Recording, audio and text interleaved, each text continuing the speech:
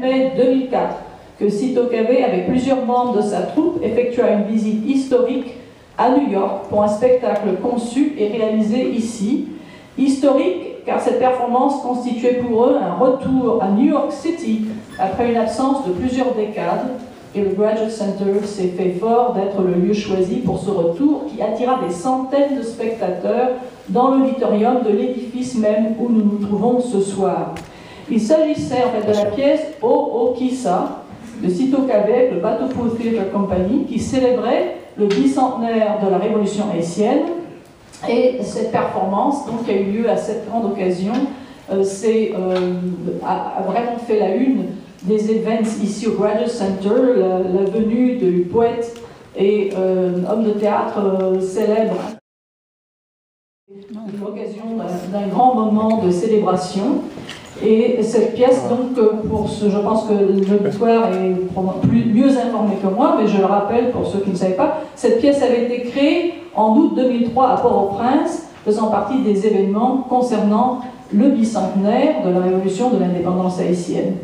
Et c'est donc un grand événement pour nous ce soir que de renouveler ce contact et cette rencontre. Je pense que cela établit non seulement que c'était à l'origine un événement historique, mais que ce retour est historique, car nous avons maintenant un historique, nous avons une histoire ensemble, nous avons une généalogie intellectuelle et de célébration de la culture haïtienne, et nous sommes vraiment heureux d'être les récipiendaires de ce lien.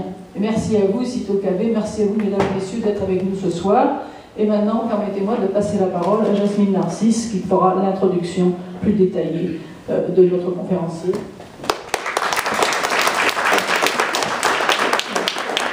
Chers collègues et amis, je suis humblement reconnaissante du privilège qui m'est cher aujourd'hui de présenter Cito Cavé, mais non moins confuse, car comment faire justice en de si parcimonieuses minutes au riche foisonnement que constitue le parcours de Cito? Comment faire le tri? Sur quoi mettre l'accent?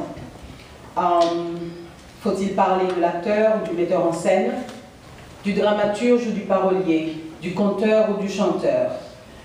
Et maintenant, de manière de plus en plus affirmée, faudrait-il parler du novelliste et du poète qui s'est résolu, faut-il dire enfin, qui s'est résolu donc enfin, à immortaliser son inspiration dans des publications, recueils de nouvelles, poèmes, qui, si notre mémoire de la scène cavéenne en venait à flancher, se ferait fort de venir en support et de nous tenir longuement compagnie.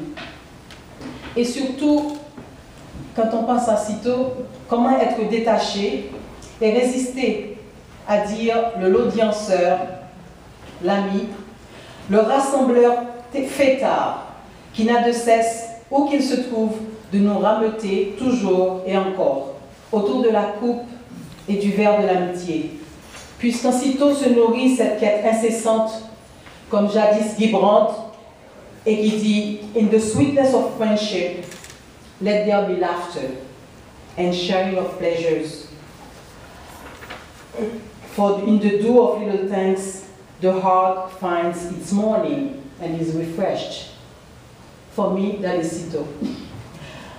Nombreux il est donc, Cito, et même différent pour chacun de nous ici présents, qui avons eu le bonheur, sur scène et en coulisses, de le rencontrer. Certaines donc que le tableau, tout tableau de lui que je pourrais faire ne sera ici qu'incomplet.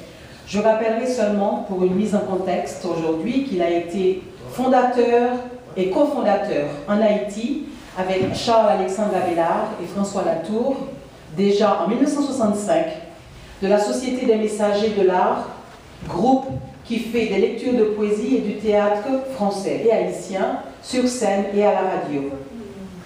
Cito est cofondateur, ici à New York, en compagnie des poètes Georges Castrat, Josaphat Robert-Large, de Jean-Marie Roumer, Jacques Charlier, Daniel Tino, est-ce qu'il est là? Pas encore peut-être. Du metteur en scène et dramaturge Hervé Denis, de la troupe de théâtre Quidor, dont la première représentation à New York même remonte à 1969. Il nous en parlera, j'en suis sûre, dans un instant. En Haïti, de nouveau, en 1982, on retrouve Cito à fonder avec Caillot Vicente, Hervé Denis, Lionel Trouillot, Pierre-Richard Narcisse, qui a l'honneur d'être avec nous ce soir, l'Atelier des Arts et Spectacles, ADAS, puis plus tard, en 1989, la compagnie théâtrale Vigie avec Toto Vicente.